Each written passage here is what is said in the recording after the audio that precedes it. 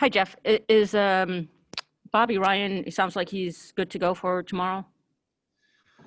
From what I saw today and just speaking with him a second ago, it sounds like he's good to go. I haven't spoken with our training staff following the practice, but as of right now, we're planning on having him in the lineup tomorrow. How much of a boost can that be, I mean, with his offensive skill set?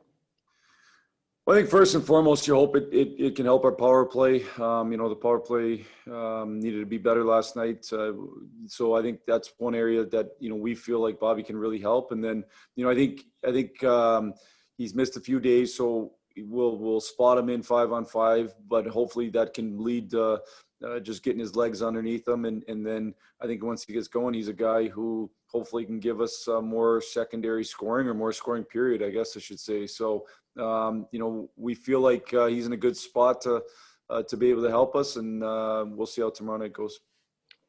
And just, did you sense anything different about the team? Some of the guys last night were saying, they had some jitters and such. Was there like more calm today? Just, I mean, it had been 10 months and, I know it's not about excuses, but maybe sometimes explanations that it just helped to have gotten last night out of the way. It was different, we just hadn't been in that environment in a long, long time. So whether you're coaching or playing, it's just different. And there are a little bit of jitters, and you're just not as locked into your routine maybe as you normally are. And, I'm sure that could have, played part into some guys, and maybe the performance wasn't as good from some as I think it will be moving forward here. So, again, for 2 periods, I thought we did an all right job, although we can be way better still. And then in the third, it got away from us. Thank you. Next up, Max Boltman from The Athletic. Hey, Jeff, with the chance to actually make kind of game-to-game adjustments this year, playing the same team twice, is there anything that jumps out other than kind of execution that you'd like to see different tomorrow? Although I guess you maybe don't want to put it on a Zoom call. Yeah, there's certainly things that we're going to look at to make little adjustments. I mean, I don't think this certainly is not about, coaching adjustments will make a difference in the game. It still comes down to, the work ethic and the compete of your players and going out and making things happen. And so we'll look to make little adjustments, like they'll look to make little adjustments. I think the biggest thing is playing your game to a high level. I certainly, I'm not going to share that stuff with you, but I'm sure there's little areas of the game, including the power play and penalty kill, that we can look and say, okay, these are the areas we're going to make the adjustments in. And then on the first goal last night, I know that's, a sudden change in transition, but when you have like Niederreiter jumps onto the ice, like right as the turnover happens, how is that supposed to get covered? Because there's like 3 trailers technically at that point for the Mantha, I guess, to cover. Yeah, well, actually, when they came over the line, it was 3 of their guys versus 5 of ours. So it wasn't a matter of not having numbers. We had 2 guys kind of covering one, and then 2 guys not covering anybody really, so, the reason that you get back into spots is to have layers of help, so that if you do make a mistake, there should be another layer of help. And the one thing we've talked lots about is making sure, looking over our shoulder and making sure there's no back post opportunities against, and that's what that was. And honestly, it really came out of nowhere. It wasn't like we were under duress. It was a turnover, turned around. We kind of compounded a mistake with the multiple mistakes, and then it ends up in our net. Thanks. Yep. Next question from Ted Colfin with the Detroit News. Hey, Jeff, there's so much going on in the middle of the week. I think it kind of fell through the cracks, but just the taxi squad, what was the message to those guys that you told them? I mean, kind of in a unique situation and all. I mean, what did you tell them going forward here? Just stay ready, basically?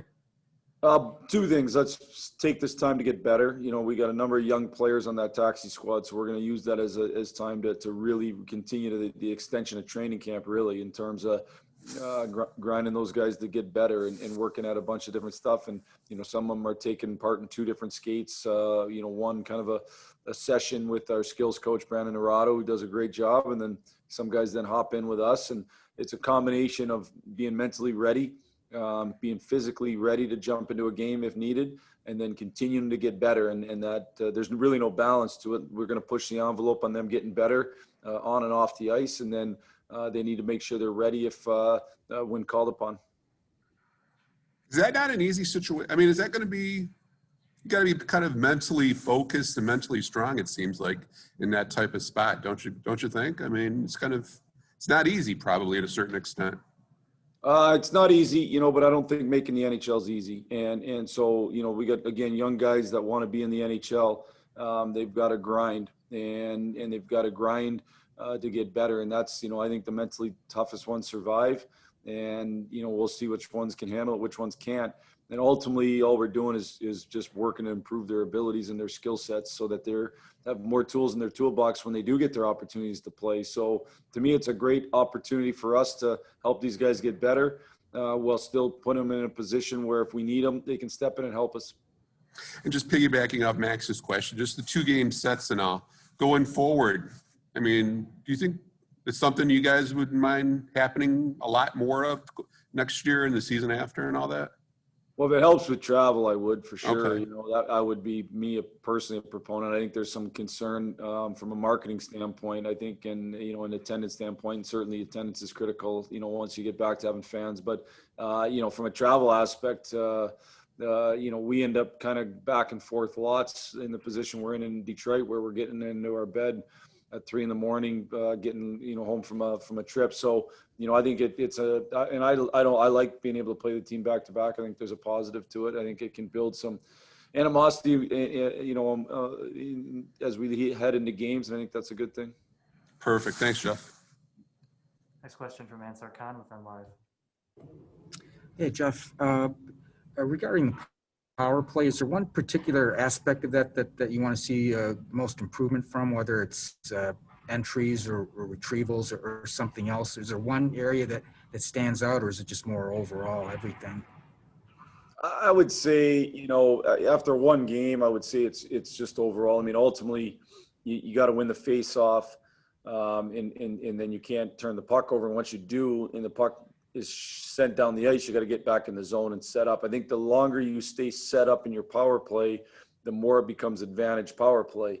The more you are just shooting and retrieving, and at some point the puck has a tendency to go in the net like it did for them last night. And so, I think that's why I think clears on a penalty kill are critical, and I think maintaining zone time on the power play is important, and that goes into all three things you talked about: face-offs, retrievals, and entries. So all three areas got to be better. And also with you talk about retrievals, how much of that falls on the net front guy? Is that the main guy you look for in retrieval? It's part of it. He's gotta have a jump, but both flank guys that come down the flanks. So if it comes to your side, you should be on top of that puck as well. And then the bumper is a big part of it to be able to get the puck back. So it's kind of on all 5 guys, to be honest with you. And we're like everybody else. We've got a plan on how to get into those retrievals, and we practice those retrievals, and then we got to go out and execute them. Thanks. Yep. We'll wrap up with Art Ragnar from DetroitRedWings.com. Hi, Jeff. I'm kind of curious. Bobby said that while he was watching the game last night on the monitor, he thought, wow, we're kind of struggling a little bit. But then when he went up top and watched the game, he actually thought that the Red Wings were doing some pretty good things out on the ice. I'm kind of curious, now that you've had a night to go over it, is there something that you're encouraged about last night's game that maybe you weren't so much last night? There was parts of our game that we did a good job, and there was moments in the game we did a good job. I think there was moments where our puck support was really good. It's something we've talked lots about, and I think there was moments where it was really good, and there was moments where it wasn't good enough. So that's an area that we want to be great at, and we were okay at it. So that's not to say there's no positives. I think when, most games, there's some positives and some negatives. I think when you really watch a game back, it's probably never as bad as you think it is or as good as you think it is. So, but I thought that was an area. I thought overall, we defended fairly well. We had a couple breakdowns on some tracks. The one we talked about in the first goal, and then the one right at the beginning of the third period. And other than that, we didn't give up a whole bunch of really, really high quality chances 5-on-5 at all. They got some chances on the penalty kill in the third there, but overall I thought we did a pretty good job defensively for the most part of keeping the pucks to the outside. They obviously outshot us by a lot. Chance wise, even strength I think was a difference of 1 or 2, so it wasn't a big difference, and then they outchanced us on specialty teams. I realize that we're not going to find out who's starting in net until sometime tomorrow. Yet you being a former goalie, this is your first year coaching Thomas Grice. Will you sit down and talk to him to find out where he's, how he's feeling, where he's coming from, because you have 3 games in 4 days coming up?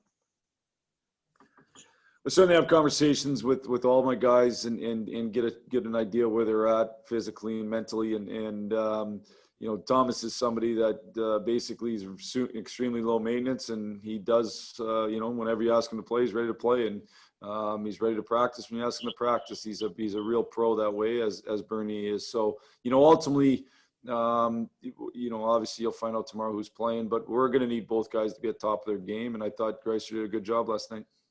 Thank you. Thanks, everyone. We'll see you all again tomorrow.